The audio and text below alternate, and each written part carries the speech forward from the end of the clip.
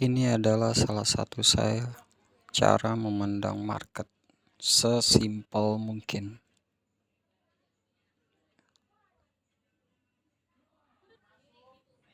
Menjelaskan kepada kalian. Dan saya harap kalian pahami. Bukan dihafal ya, tapi dipahami.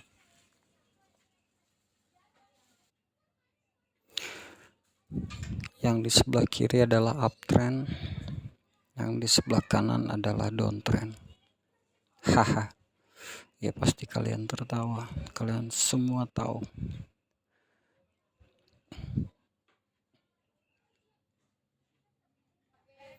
Tapi begini saya memandang market. Setiap uptrend dia akan membuat kenaikan impulsif yang menciptakan pips lebih besar dan membuat koreksi ke bawah yang menciptakan pips lebih kecil.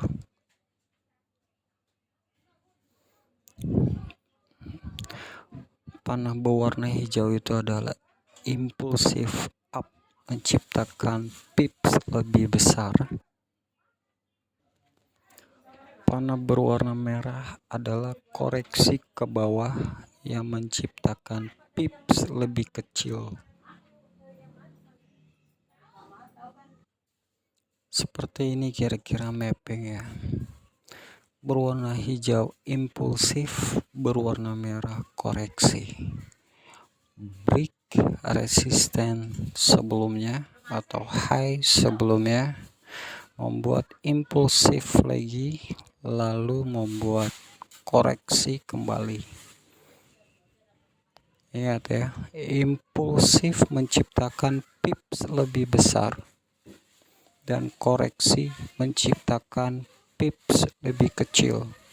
Selama market membuat alur cerita seperti ini,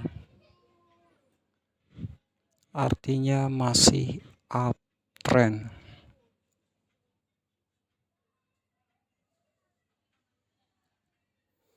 Dan untuk downtrend, kalian sudah bisa bayangkan di mana impulsif turun dan di mana koreksi ke atas menciptakan pips lebih kecil dari penurunan ya. Jadi kalau downtrend itu harus impulsif ke bawah menciptakan pips lebih besar dan koreksi ke atas menciptakan pips lebih kecil. Low sebelumnya di break lalu membuat impulsif lagi ke bawah lebih besar dan menciptakan koreksi ke atas lebih kecil. Selama market membuat alur seperti ini, artinya downtrend berlanjut. Begitupun untuk uptrend yang di sebelah kiri ya. Selama harga membuat alur seperti naik impulsif dan turun ke bawah dengan pips lebih kecil, berarti uptrend masih terus berlanjut. Oke, next.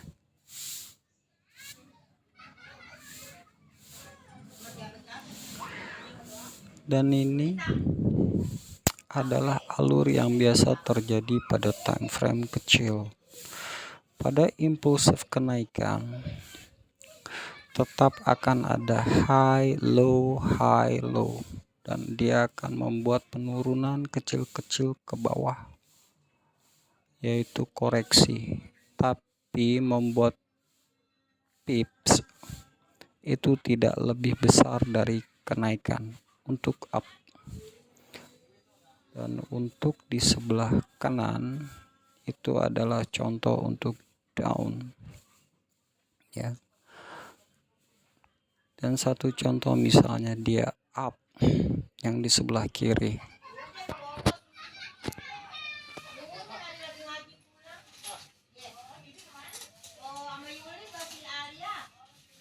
Mulai di atas ini dia membuat kenaikan kecil-kecil ya. Di mana tadi? Terputus, ada orang beli. Oh, ini. Mulai dari atas ini ada kenaikan kecil-kecil ya. Tapi tetap up nih. Misalnya di sebelah kiri mulai dari atas itu. Di sini dia bukan ke bawah, tapi naik ke atas kecil-kecil.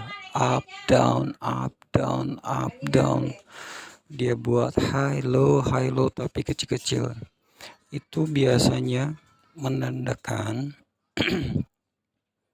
kekuatan bayar sudah mulai berkurang. Dan di situ kita sudah bisa hati-hati, kantongi.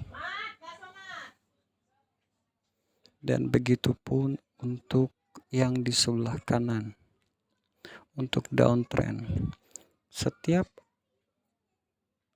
pergerakan uptrend atau downtrend, bila dia ingin melanjutkan perjalanan, impulsif itu contoh uptrend ya, impulsif itu ke atas dan koreksi itu harus ke bawah. Koreksi tidak ada ke atas, harus ke bawah itu. Dan dia tidak boleh melebihi low sebelumnya. Bila itu terjadi, artinya uptrend selesai. Itu baru signal ya, signal uptrend selesai.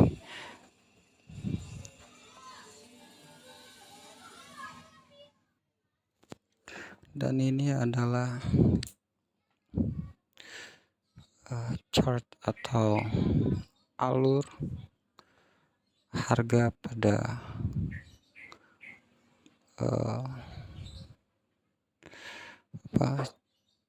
chart yang sesungguhnya ya. Kalau dilihat dari garis besar ini masih uptrend. Yang jadi banyak pertanyaan adalah kapan kita masuk. Dan ini adalah pendapat saya pribadi. Pada time frame H4 kita tahu ini adalah downtrend, penurunan ya, bukan downtrend, sorry, penurunan. Dan kita tahu garis besarnya tadi adalah uptrend. Oke, kita tahu sekarang penurunan sudah di break. Dan biasanya saya akan menunggu resisten terakhir di break untuk memastikan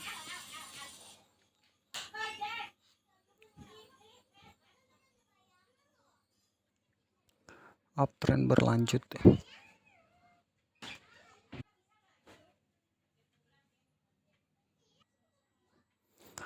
Dan di sini tempat dimana resisten terakhir di break pada H4. Sekarang kita tahu uptrend berlanjut dan kita cari impulsif dan dimana dia akan koreksi. Sekarang ini adalah impulsif yang pertama, dan ini adalah koreksi. Sama seperti penjelasan yang pertama dan yang kedua.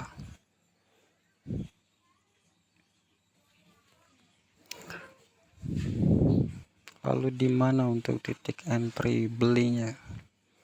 Dan ini yang menurut saya trader-trader tua lakukan ya.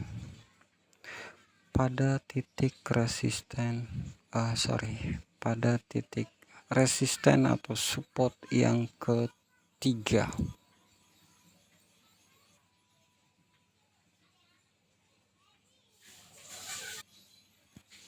Dan di sini ada support pertama,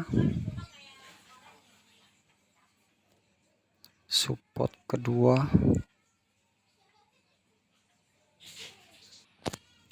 support ketiga sebagai titik entry.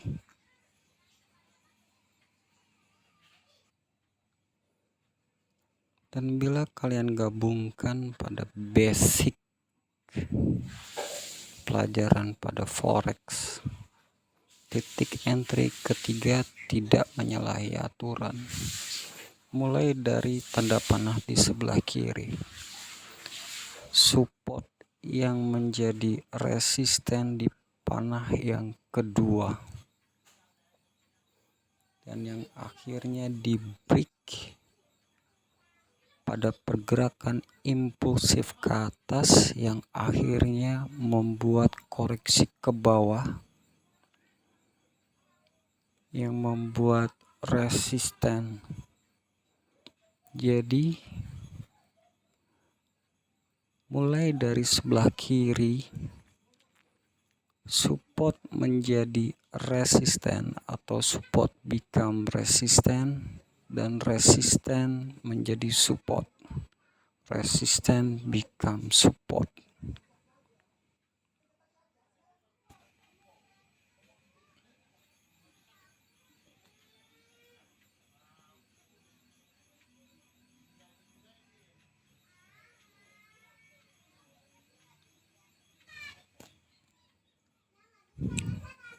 Simple bukan? Itu cara saya memandang market. Tapi teknik ini membutuhkan kesabaran dan kedisiplinan untuk masuk market. Dan kalian coba buat alur seperti itu dengan pemahaman yang mulai dari awal saya jelaskan. Yang pertama, yang kedua, dan yang terakhir. Gabungkan.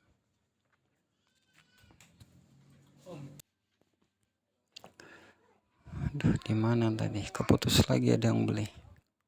Ya, intinya itu.